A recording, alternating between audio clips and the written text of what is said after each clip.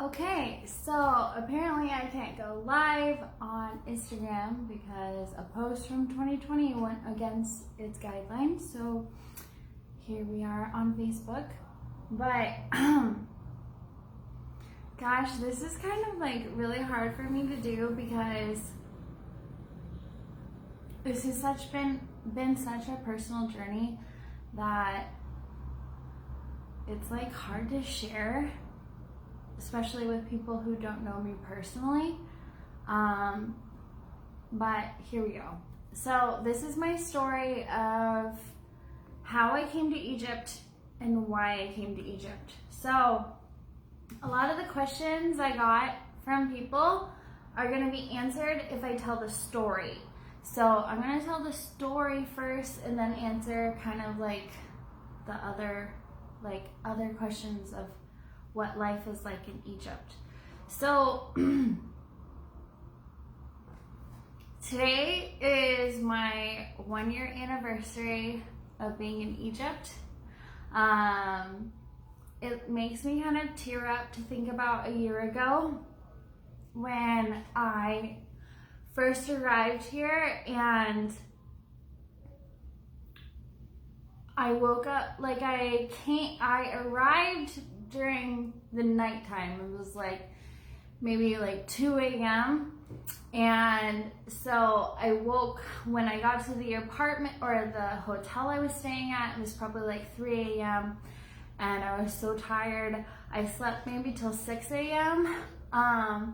And I had set an alarm for when dawn was so that I could see where I was, because after like 22 hours of traveling, you're really excited to know where you are.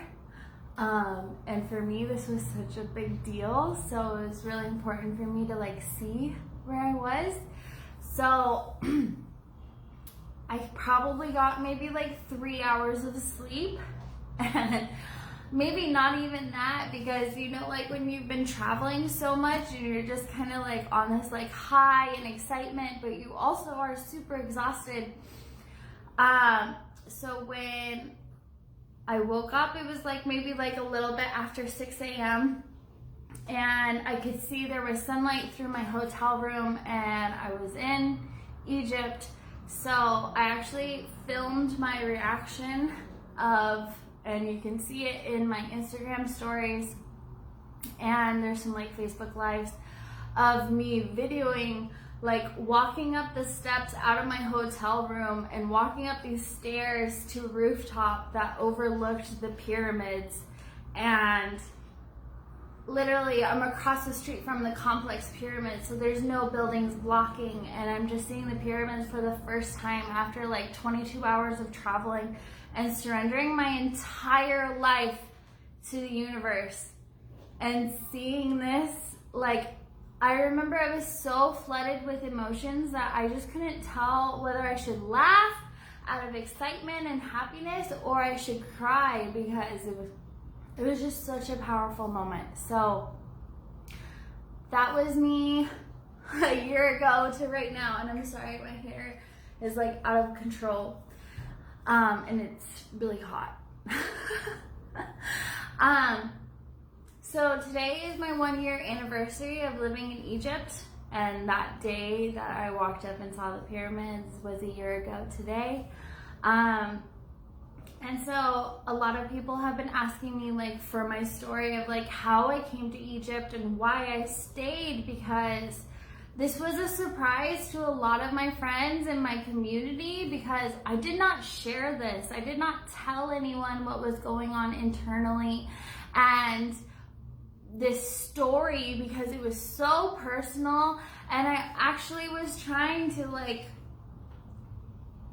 not like get out of it, but like I was trying to give myself so many opportunities to get out of this scary journey, because it was so frightening to me.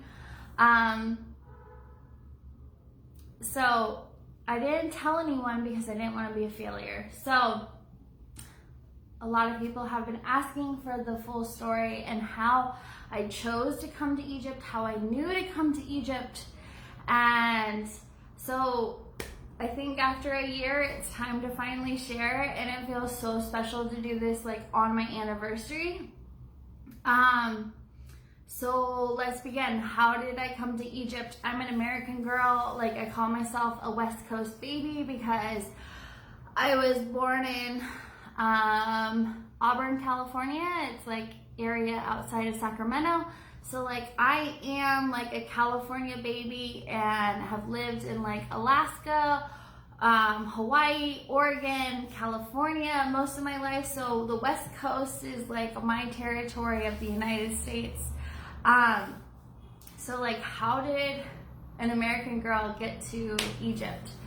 So this story really begins in 2020, like most of us. That year was like a fucking shit show. But for me personally, it was so hard in so many ways, because when the pandemic hit on March 17th, 2020, my 10-year relationship ended that day. I lost my job, so I had no source of income, no personal support. I felt like I had nothing. I couldn't go to my family because we were so worried about what this was. So I didn't want to give my family what it was because my parents are elderly. So I had to be by myself. So I was alone during this time, and it was really hard. It was really hard because it felt like my entire life was uprooted and turned upside down, and everything that I loved and knew was gone. So I had no source of income. I had nothing. It felt like everything that I loved was gone. So yeah, I know other people have it worse than me, but for me, my personal world it felt like it was over. So thankfully I had savings, and I was able to pay my rent and be able to survive by myself. But I literally, when the lockdown happened, I was alone. I was alone in my apartment, and when you feel like everything has been taken from you, you just don't know what to do. So, I spent 6 months by myself working on my inner healing and working on myself and thinking about like, okay, I don't want this to be my story. I don't want this to be the end of my life, because these things that happened were so tragic and so terrible that I just didn't want that to be like my story. Like, I could let that ruin me, like so many people can let that stuff be like, oh, their story, I've been abandoned, the end of the world happened, and I fucking gave up. And I didn't want to give up. That was so important to me, because I was just like, no, like, this could kill me. And I was like, don't let it kill you. Don't let this be the end of your story. So I had to like cling at hope somehow. So I thought to myself, like, what would make me feel better? What would like give me hope to keep like moving into the future? So I always told myself, like, I love traveling, and I would do it so much more. Like, if my partner at the time had been into it, I would have done it all the time. But he wasn't into it, so I did it as much as I could by myself. So now that we were no longer together, I thought to myself, how can I like do what makes me happy? And so I thought, okay, I want to become a full-time traveler. As soon as the world opens up, I'm going to move abroad and jump to different countries. And this is what brought me hope. So during the first few months of the pandemic, and we're in lockdown, a lot's not going on, I'm working on healing myself, and I'm giving myself hope with thinking about different plans to travel. Okay, maybe I'll live in France for a few months, and then Italy. And I was learning all about like the Schengen, like visa and stuff. So I was doing a lot of research. So it gave me a project and something to look forward to and like be excited about. So it gave me something to do. And then at the same time, because like I was all by myself during this time, I thought about like, okay, I am meditating a lot. I'm really like turning my life over to the universe, because literally I've learned that like everything that you hold on to can be taken away. Whether, no matter how hard you hold on to something, like things can be taken away, people die, like relationships end, you lose jobs, like shit happens. So I really, during that time, like the hope was to become an expat and be able to travel and experience different things. But I spent so much time conversing with the universe and really like spending a lot of time on my spirituality and being like, okay, like I'm gonna surrender my life to you because I trust you, but like you're in control. So I spent so much time meditating and really getting to know myself and healing myself during this time. And then I started getting this idea, like, why don't you go on a little road trip to Sedona, Arizona. And I don't like have any interest in Sedona, but it just kept coming up. And I was like, okay, well, that's something I can look forward to. That's something I can plan. Like, that's exciting. And I had no interest in this. And that was what was so weird, is like other places I've traveled to, you have interest in. But I had no interest in Sedona. Besides, it was kind of like a spiritual hotspot, but I felt super called to go there.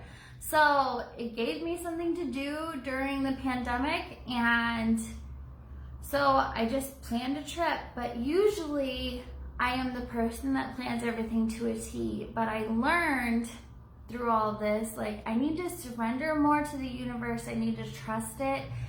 Apparently it has a plan and I don't know it.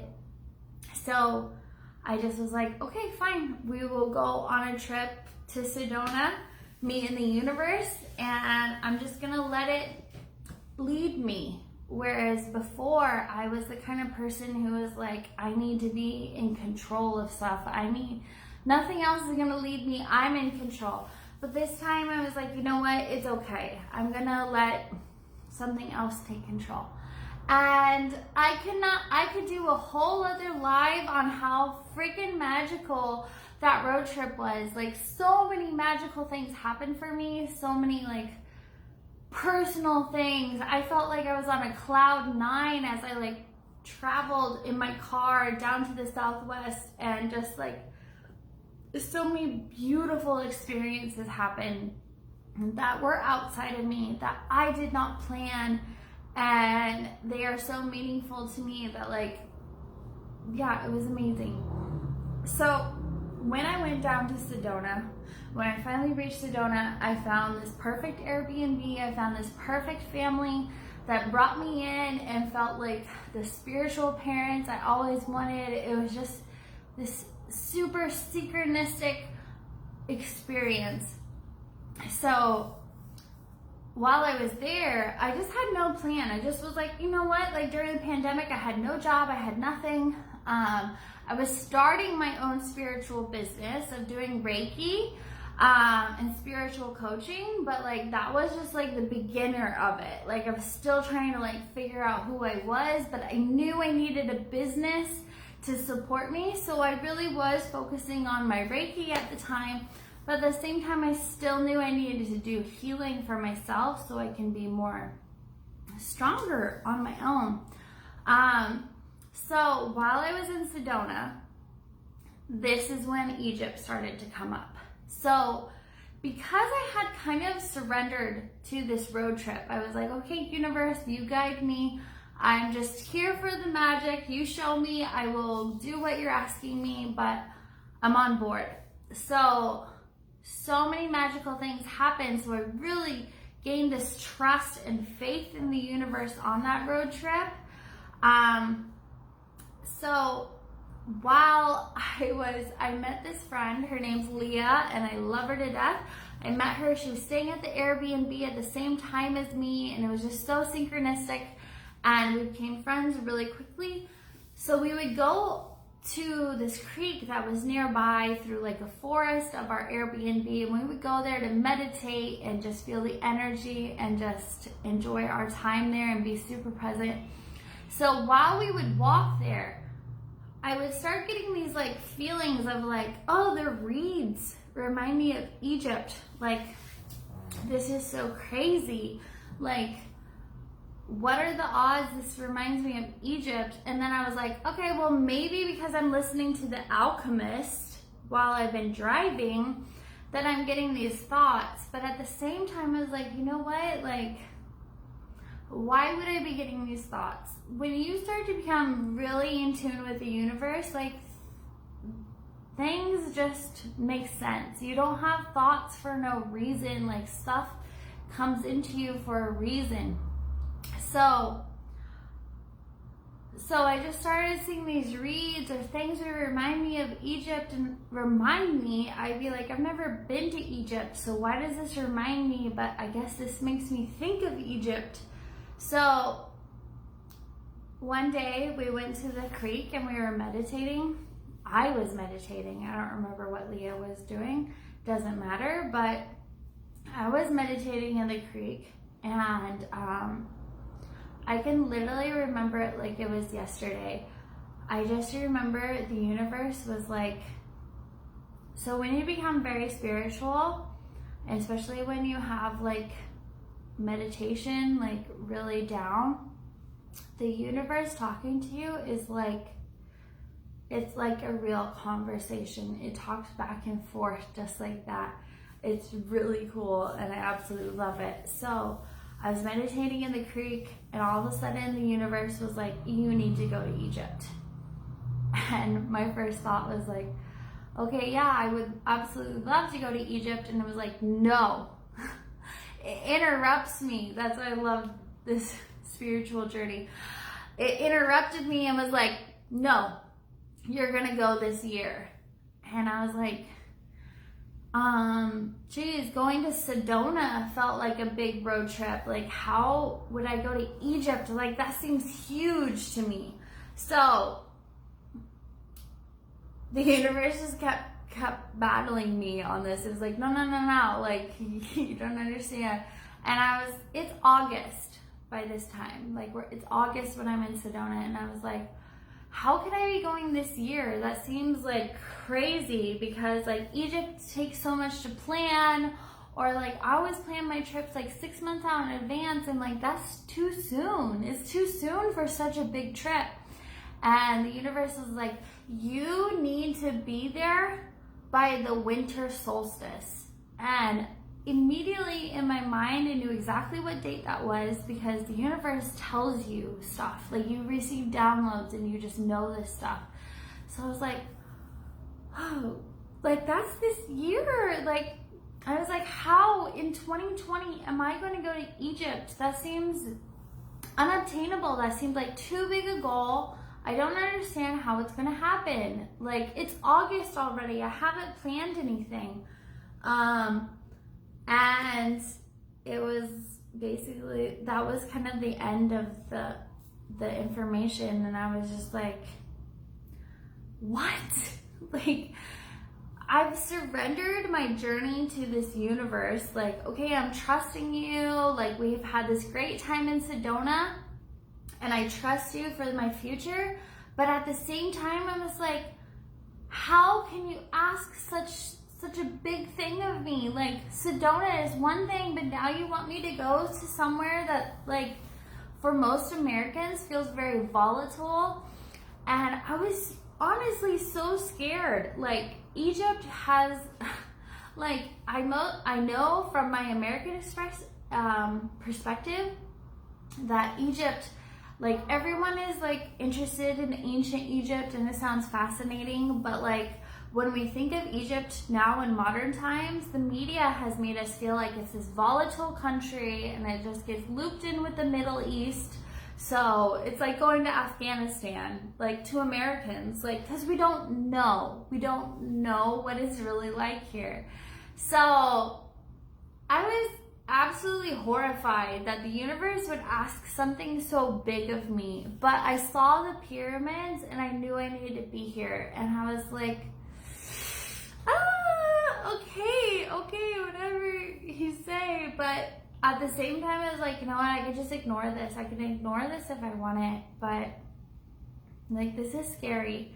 So I came home from that road trip. It was the most magical time of my life. Like, I could cry talking about that time, how many synchronicities and magical experiences I had that just blew my mind.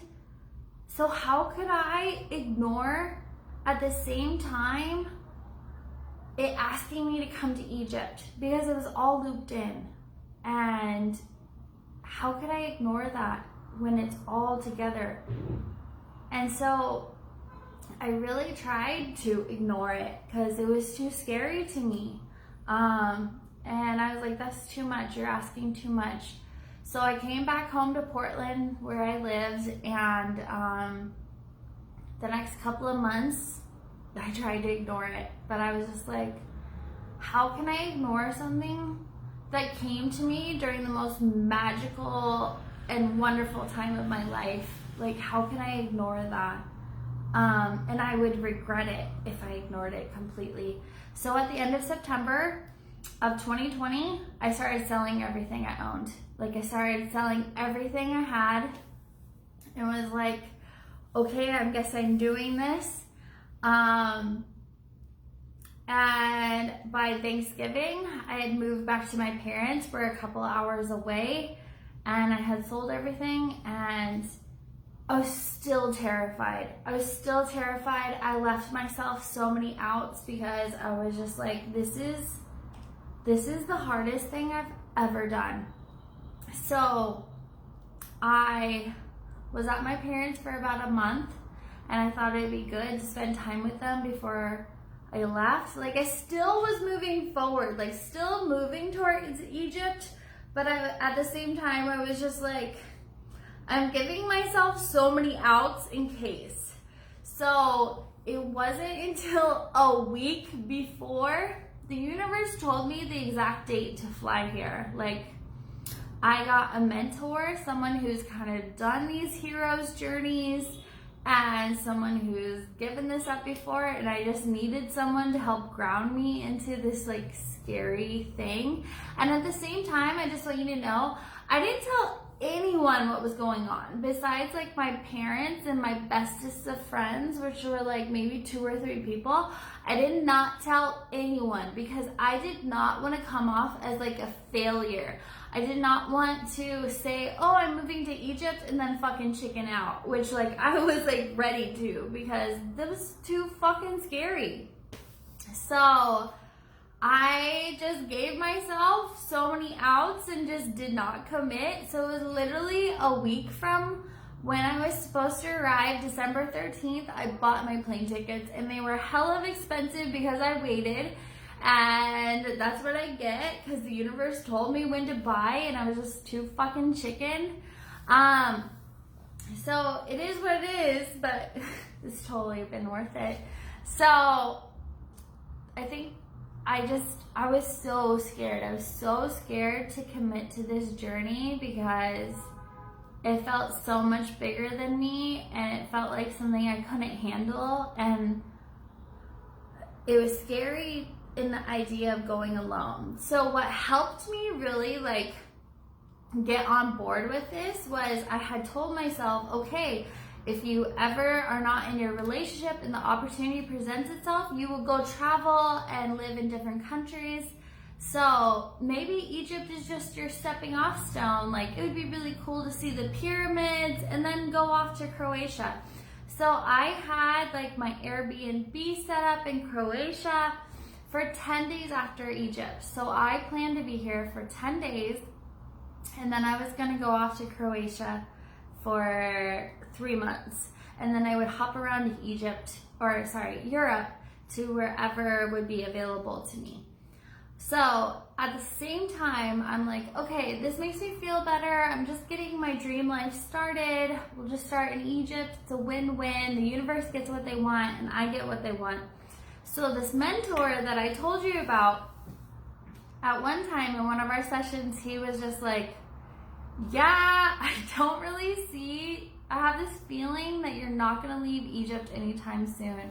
And I was like, oh my God, that's scary. It's scary that other people are seeing what I'm kind of feeling on the inside. So,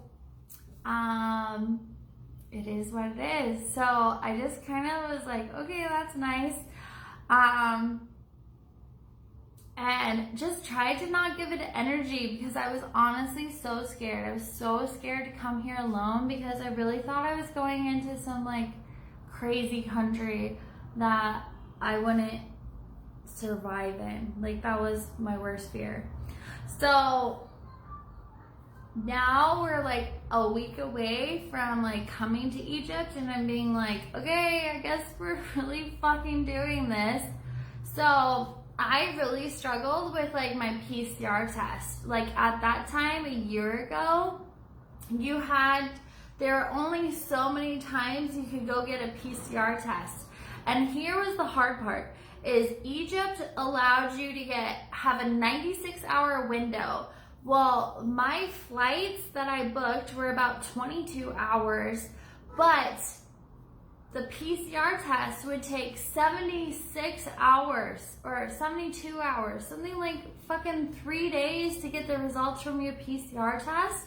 So I was like, so basically I need to get the PCR test and then get on my flight because I only have a few hours between then and when Egypt allows me to enter.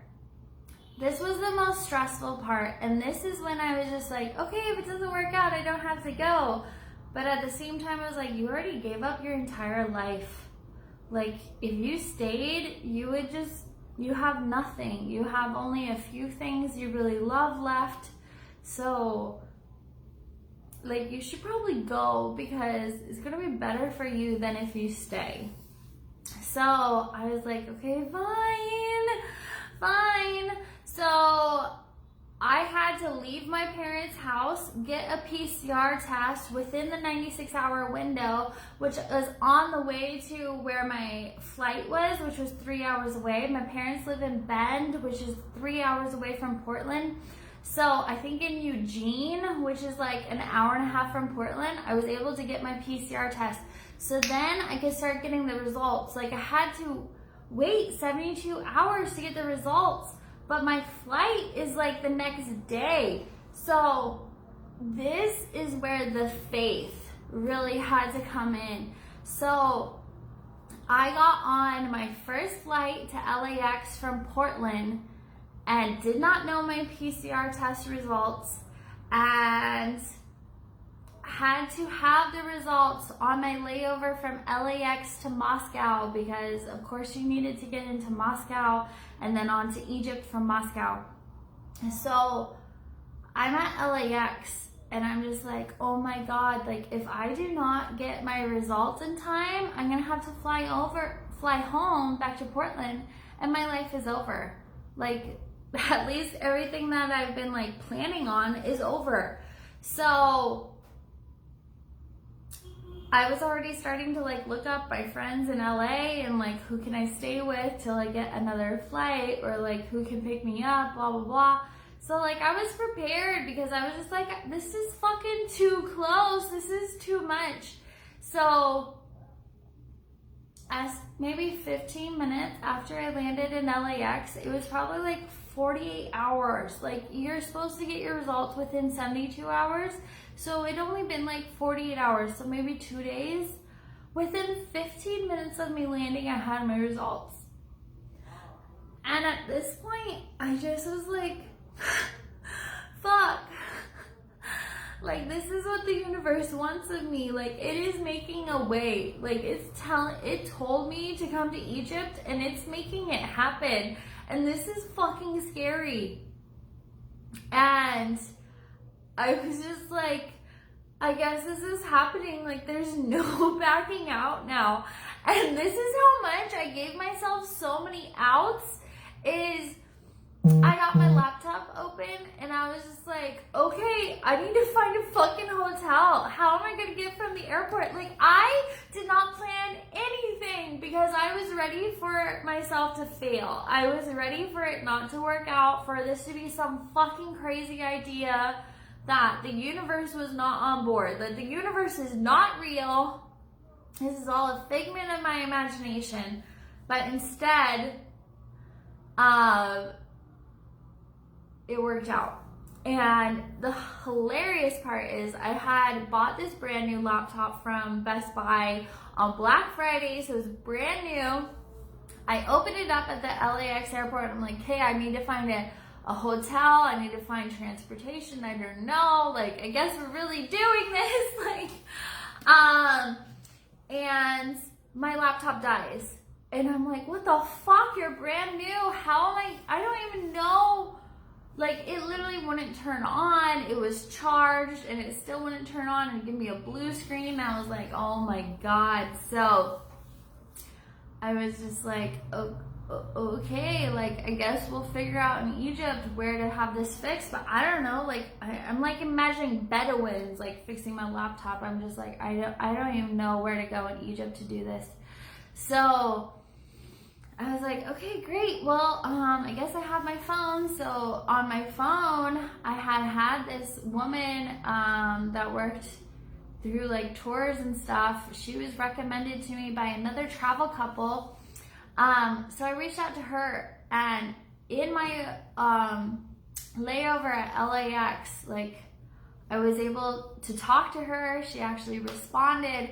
She worked at a hotel. She got me some nights at a hotel and was like, yeah, we'll pick you up from the airport. Don't even worry about it. And I was just like, fuck, oh my God, I guess they're doing this. But literally in the last minutes, I booked everything. Because I was just ready to not do it. It was too fucking scary to me. It was too scary. So, went to Moscow. Needed paper results of my result tests, on my PCR test, and used all the Russian I needed, was able to communicate, and I was like so proud of myself. But for some reason they couldn't pull up the emails that I was sending them with my results. So I was like, okay, great. Well, I'm so glad I could use Russian, and it still didn't really help me. But so they almost didn't let me on the plane because I didn't have a paper result of my PCR test, and I was the last one to board because they thought it was too scary, too threatening to go from Moscow to Cairo. But they let me on, and as soon as I landed in Cairo, that girl from the hotel, she was waiting for me outside, and it was just such relief to know that someone was waiting for me, and a girl. And so she's like, okay, you like booked this hotel like last minute, like you came last minute, like what are your plans? And I was like, you know what, I'm staying in Egypt for 10 days, and then I'm going on to Croatia for a few months, and I'm gonna hop around to different European countries, like just depending on who's open. And she just gave me this like look, and she was like, you sound exactly like me when I first came to Egypt for a 10-day vacation, and that was 5 years ago. And it was just like this like sinking feeling in my stomach. But at the same time, I was like, this is validation of these thoughts that I've been feeling, that I'm not leaving anytime soon. The first person I talk to here tells me that she was exactly the same and she never left, or you know, like she was there for a while. And so I was like, okay.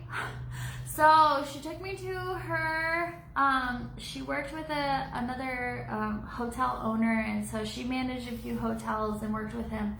So she had a hotel for me that was right in front of the pyramids. So a year ago I woke up and in the middle of the night, like, arrived here, and then in the early morning got to see the pyramids, and it was just like this full circle moment of like, oh my God, I did it. Like, I did it. Like, I made it. I guess the universe really wants me here.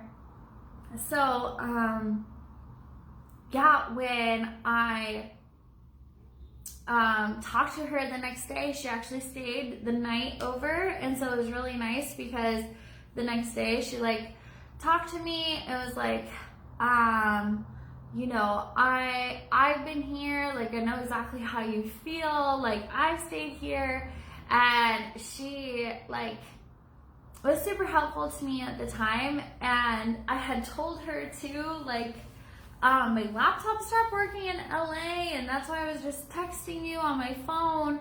But you know, like, you know, like, where do I go to have my laptop fixed? And she was just like, you know what? I manage another hotel in downtown, and I have a guy there that's really good with computers, and he could probably like look at your computer for you, and hopefully he'll fix it. And that's how I met Bishoy. So it definitely feels like fate to us that my laptop stopped working for no reason, and I just kind of like fell like into place with all this stuff, you know, like everything fell into my lap. All this stuff was last minute, like it wasn't planned. And that's how I met Bishoy and started working with him and started becoming his friend. So yeah, so it was super special. But that same day, she and I like walked around the not the pyramids, but like the area around the pyramids, like the neighborhoods. And we went and fed Arabian horses, and it just felt like this super special day, of course. And what was I gonna say? Then another girl from the hotel that was working, she was working at the hotel I was staying at. She was from Brazil, and she came to us to go feed the Arabian horses, and she was like, oh, hey, what's your story? And I was like, oh, you know, I came here for vacation and I'm gonna go on to Croatia, like still sticking with my story. And she was like, oh, wow, I came here for vacation too. And then when I went to Brazil, I just could not get Egypt out of my mind, and I came back as soon as possible, and I've been here ever since, and it's been a couple years. And I'm like, what? Like, what are the odds within less than 24 hours I meet two solo women who came to Egypt by themselves and felt called to stay here and have like this obsession with it. And I was like, what the hell is going on? So it just felt so synchronistic, and I was like, okay, universe, I really hear you. So that's kind of like the basis. Like when I heard their stories within 24 hours, I stopped expecting that I would leave. Actually, when I went to, I never booked my flight to Croatia, so I never booked it because I was like, well, maybe I'll stay longer, maybe I'll leave early. I just never had it booked, but I had the Airbnb booked, but they actually canceled on me because there was an earthquake while I was here in Croatia. And it was kind of like, yeah, the universe does not want you to go to Croatia. So I was like, I guess I'm staying here. So my relationship with Bishoy strengthened, and we became better friends. He was like the first tour guide I met, and I spent that first month traveling all over Egypt, and I had a bunch of different tour guides. And when I came back to Cairo, I just knew Bishoy was someone I wanted to work with because of his work ethic and his English and who he was as a person. And I told myself, you know what, I think I want to do retreats here, and I think I need to work with this man. And everything just kind of fell into place, and it was absolutely insane because none of this was planned. Like, I planned to be here 10 days, and after 10 days I was already looking for an apartment, and it was scary, but it is what it is. So that's kind of been my story. A lot of people have asked me, like, what are the logistics? So, like, I want to answer some of the questions I've gotten. What I want to say is I knew when I came here I would have a 30-day visa. Like when you come to the airport, for Americans, we have a 30-day visa. So we could stay here and you have like a 2-week kind of like grace period. So if you leave a week later or 2 weeks later, you won't be fined. But actually you could just go to the visa office as an American and renew it. And sometimes they'll give you, if you renew it at the visa office, they'll usually give you a 3-month visa, tourist visa, or a 6-month visa. So I've been doing that until I started working, and then you kind of just, after, it kind of gives you that leeway to figure out what you're gonna do. So that was helpful to me in the first few months when I was just trying to get settled. So that's the logistics as far as like visas, and it costs about probably like $120 to get like a 3-month visa here, but the visa office is just kind of a nightmare, so I hate doing it because no one speaks English there. So that's one of the things that I struggle with in Egypt is the immigration and the visa and passport office. No one speaks English, and then they do not let translators or Egyptians in to help you, and that pisses me off. So that kind of goes into one of my questions of what you don't like about Egypt.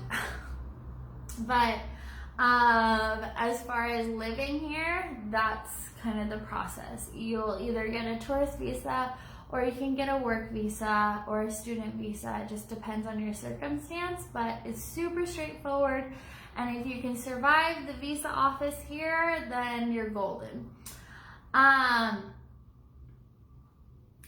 So that's my story. Someone asked like what's in store for the future. So I have no desire to leave Egypt now. Like after a year, I'm so happy here and I love it. So I have no desire to leave. I really expect this to kind of be like my hub, and I will travel from here. Which is great because I can hop over to Egypt or Asia, or I can hop over to Europe. It's really easy. But yeah, flights to like Costa Rica were like $1,000. So like that's ridiculous, but it is what it is. But this is a good hub for Europe and Asia, so I'm really happy to be here for that. And then as well as I really just see us doing more Egypt retreats because as I mentioned before, Egypt's kind of scary for Americans. Like we see it completely wrong. The media has ruined Egypt. Like of course we're all interested in ancient Egypt, which is usually for a reason, but as far as like coming now is kind of scary, especially for the solo female. So I'm really happy that we're doing tours and retreats here to help it be more accessible. It's not so scary, but it definitely helps to have a guide. I would not survive without Bishoy here. He was detrimental to help me get adjusted, and I am an avid traveler. So definitely have a guide or someone you can talk to because things are not easy here, but you just need some help. So you need some help from the inside. So that's really what it is. It's not that they're hard or scary or safe or unsafe. You just need to have someone who knows what they're doing, and then things are much easier. So on that topic too, a lot of people have asked me like, what don't you like about Egypt? Do you feel unsafe? Safety is it? Like people ask me that constantly. I have never not felt safe here. I have never felt any difference like than here than the US. Like it is the same to me. I have felt more scared in the US or other countries than I have here, and that is just amazing to me. So that what makes me stay here longer, because I have no issue with the safety. I'm not worried. The police that are here, they are here for tourists and foreigners protection. So I feel more easy having them here. I'm not worried about anything. I like to relate Egypt to Mexico. So if you've been to Mexico and kind of understand how the culture is and how the lifestyle is and what it looks like, this is basically Mexico of the Middle East or Africa. So if you feel comfortable in those kind of countries, then you're gonna feel comfortable here. The language barrier is basically the biggest thing that makes it hard, and that's the only thing. So I definitely feel safe here. Anything I don't like living in Egypt, probably the language barrier is the hardest. After a year, I'm starting to get things down better. But I think the hardest thing is definitely language barrier, like for important things like the visa and stuff, especially when you don't have help from someone. And to be completely honest, I think the thing that I struggle the most with here is things take time. So you definitely have to have patience. So for me, I think the biggest struggle is like I got an order from a website that's similar to Amazon today, and I hated everything. It was not how they said it would be. You have to like order in cash most of the time, and returns are harder, and the quality is bad of clothes. And this is not for everything. This is just my expectations, so that's kind of a different thing. So it's not bad, you just kind of have to like get used to there's a different like expectations. So it is what it is. Like I can give you an example. Like I bought today, like I was so excited about this, like I bought one of these like jade rollers. Well, they had it separated, but it does not fit in it, so it's just kind of like, well, now I can't really return it, so it is what it is. So it's just kind of like stuff like that. Like it's not the best quality of stuff, or like I got some leggings and like they're super see-through and they're super cheap, so it's just kind of disappointing, especially because I probably won't get my money back. But they were still cheap, but I can't get good quality without paying way more than I would in the US, because they have to pay for all the import fees, and custom fees are super expensive. So that makes it really hard. I think that's the hardest thing, is like I haven't bought a lot of new clothes here because the quality is not good. Quality is not good, and I don't want to pay for quality at the same time because it's going to be double what Americans pay for. So that frustrates me, but it is what it is, and I just ask for whoever's coming to visit to bring me stuff, so you learn to figure stuff out. Another friend was asking like what things cost to live, rent, food, utilities. So Egypt is an amazing place for expats. There's so many more expats here than I ever expected. So like everything is probably cut in half. What you would pay in the US, you probably pay half of here. The thing that I love the most is food is relatively cheap here. You're not gonna get the same meals, but having like a fresh chicken meal like is probably gonna cost like $4, or like having like chicken and rice and mashed potatoes and vegetables, like it's like a huge meal for like $7 US, so that's really nice. So like that's cheaper. But like if you want sushi or like Mexican food is impossible to find. Thai food costs like probably double what you would pay in the US. So it's kind of like pros and cons. But like today I ordered a bunch of fruit that they had, and the fruit tastes amazing here. Like fresh produce tastes amazing, and it's probably like half the cost. Actually probably more. So like I bought like a carton of strawberries probably for like $2, and they're the best strawberries I've ever had in my life. So I love that there's less chemicals. There's less GMOs, there's less stuff in it, and it's cheaper, so I'm much happier about that. But paying like $50 for a pair of leggings that are just normal quality leggings, in my opinion, like that is hard.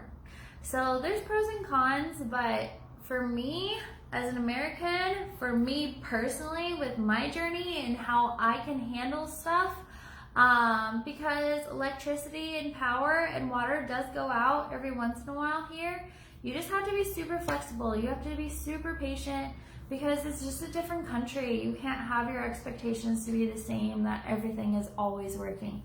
If you can get along with that, then you'll be fine here, if you're thinking about living here. Another question I had was,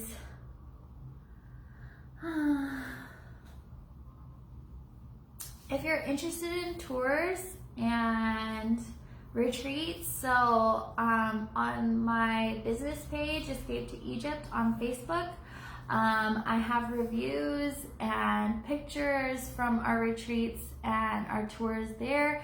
If you are on Instagram, then Adventure Babe Retreats, which is my LLC, that is an Instagram profile, and that has reviews and information about people's experiences on our tours. So when I came here, I was an avid traveler, especially a solo traveler. I've done Munich, I've done Ireland, Scotland, Iceland, all by myself. I've planned everything, I've figured it all out myself. But coming to Egypt felt like a whole different ball game, and I needed a bunch of help. Like, I thought I would figure it out, but I still needed help when I got here. So this is why I started my business. This is why I contacted Bishoy and was like, let's work together, because he knows enough English. He learned his English from listening to Eminem, so he's super American in his understanding and his English and his experience. So he and I working together has been amazing, because we just want people to be able to come here and have a great experience. Whatever they're trying to experience, whether it's connecting with the pyramids or visiting temples or just having a relaxing time or just seeing all the amazing history. Like, we just want it to be super flowy, just things to go well and super easy, and that can be really hard to do on your own. So something that people like get worried about is like being hassled here. So yeah, you definitely will be hassled, because also tourism is huge for Egyptians. So there, especially like around the pyramids, there's a lot of men and vendors trying to sell their stuff. Of course they are, because it's a tourist hotspot. So they are a little bit more pushier. They'll kind of follow you, and it can be super uncomfortable if you're not used to it. But usually if you have an Egyptian guide with you, they will not bother you as much, or the guide will make them go away. Like, he knows what to say to make them go away. So this is why I love working with Bishoy, because if it was just me on my own, they still would follow us. But because he's around, they respect him and they will do as they're told in their native tongue. So it makes a huge difference to have a tour guide here, and it's super important to invest in one that you like. So I worked with so many tour guides that, yes, they spoke English, but I still couldn't understand them. Second, they would try and hit on me, which is huge too here. You'll definitely be propositioned. But if you have a tour guide, it's gonna happen less, but if you're on your own, you're gonna get marriage proposals within like 20 minutes. So it just makes so much sense to have someone with you, be able to help you, because if you're on your own, as much as I love solo traveling, it's really hard to get people to go away. You may be trying to take pictures and someone's like hassling you and stuff like that. So it is what it is. That's just how it is.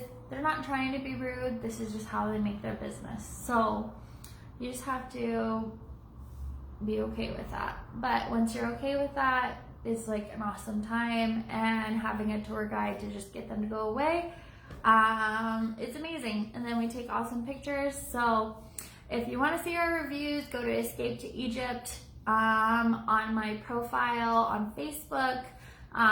Is a Facebook page, or you can go onto our Instagram account, Adventure Babe Retreats, and then you can see our reviews. So those are kind of the big questions I had of like what it's like to tour with us.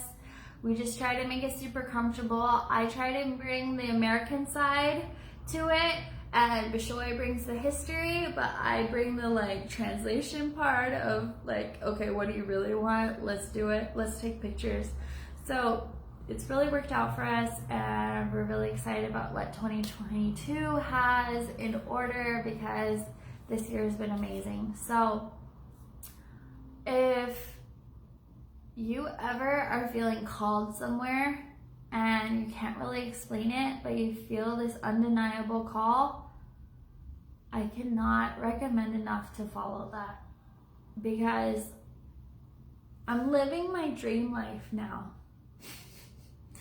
It's hard to even explain, because I spent so many years unhappy. I spent so many years in a relationship that wasn't benefiting me, and I didn't understand why. I was living somewhere that wasn't lighting me up, and I just couldn't explain why I was feeling called to this place, and I was so scared. I was so scared to take that leap of faith. But I just have to give myself grace, because yeah, I didn't know, and it is scary to step into the unknown. But just because the unknown is new and you don't know what it is doesn't mean it's bad. So just because things here in Egypt are different doesn't mean bad at all. I love it here, and I'm so grateful to be in Egypt. I have no idea how long the universe wants me to be here, but I'm just gonna keep following it, because it literally brought me everything I've always wanted: to have a life of freedom, to be able to live with so much flexibility and freedom, to be able to like do whatever I want, to be able to share this magical place. Like, I'm so grateful. So it was super scary in the beginning, but it's been absolutely worth it. So I really hope that you will follow if you feel a call to go somewhere, because the universe is usually calling you there for a reason. So just am so excited to spend this past year here, super grateful, and don't really know what the universe has in store, but I'm totally down for it, because I have gained so much trust and I have so much faith that it's only going to bring me more good. So we'll see. But thank you so much for watching, everyone. If you have more questions, feel free to message me. If you are curious about coming to Egypt, I'm happy to answer any of your concerns. I would love more people to see how magical this place is. So thank you so much for tuning in.